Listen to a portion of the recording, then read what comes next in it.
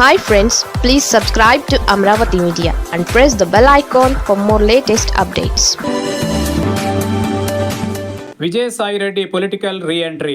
రాజకీయాలకు దూరంగా ఉంటానని చెప్పారు విజయసాయిరెడ్డి. కానీ అలా ఉండలేకపోతున్నారు. ఒకప్పటి తన పార్టీని ఇరుకున పెట్టేలా మాట్లాడుతున్నారు. మొన్న ఆ మధ్యన సిఐడి విచారణకు హాజరైన ఆయన ఏకంగా జగన్మోహన్ రెడ్డిని టార్గెట్ చేసుకున్నారు. ఆయన చుట్టూ ఉన్న కోటరీ గురించి మాట్లాడారు. కానీ అప్పట్లో తాను వ్యతిరేకించిన పార్టీ గురించి కానీ ఏపీలో కూటమి గురించి కానీ ప్రస్తావించలేదు. దీంతో వైఎస్ఆర్ కాంగ్రెస్ పార్టీకి తత్వం బోధపడింది. ఆయన కూటమి లైన్లోకి వెళ్లారని అర్థమైంది. తాజాగా ఒక వార్త సోషల్ మీడియాలో హల్చల్ చేస్తోంది. ఆయన రాజీనామా చేయడంతో రాజ్యసభ పదవి ఖాళీ అయింది. అదే స్థానాన్ని విజయసాయిరెడ్డితో భర్తీ చేస్తారని తెలుస్తోంది. అది కూడా బీజేపీ అభ్యర్థిగా ఆయన బరిలో దిగుతారని సమాచారం. అదే జరిగితే ఏపీలో కూటమికి విజయసాయిరెడ్డి ఒక వరంలా మారతారు. వైఎస్ఆర్ కాంగ్రెస్ పార్టీకి ఇబ్బందికరంగా తయారవుతారు. కొద్ది రోజుల కిందట వైఎస్ఆర్ కాంగ్రెస్ పార్టీకి విజయసాయిరెడ్డి రాజీనామా చేశారు.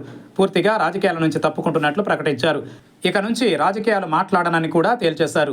వ్యవసాయం చేసుకుంటానని చెప్పుకొచ్చారు. అన్న మాదిరిగానే ఫామ్ హౌస్లో వ్యవసాయం చేసుకున్న ఫోటోలను సోషల్ మీడియాలో పెట్టారు. అటు తరువాత వ్యవసాయం చేస్తున్నారో లేదో కానీ తరచూ రాజకీయాల గురించి మాట్లాడుతున్నారు. తెలంగాణ పర్యటనకు వచ్చిన ఉపరాష్ట్రపతిని ప్రత్యేకంగా కలిశారు. మొన్నటికి మొన్న సిఐడి విచారణకు హాజరై మీడియాతో మాట్లాడారు.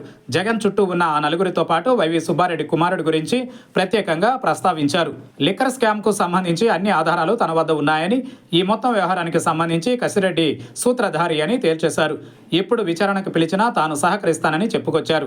అయితే రాజ్యసభ పదవికి రాజీనామా చేసిన సమయంలో కీలక వ్యాఖ్యలు చేశారు విజయసాయిరెడ్డి. తన రాజీనామాతో కూటమికి మేలు జరుగుతుందని చెప్పుకొచ్చారు. కానీ అప్పట్లో వైఎస్ఆర్ కాంగ్రెస్ పార్టీపై ఎటువంటి వ్యాఖ్యలు చేయలేదు.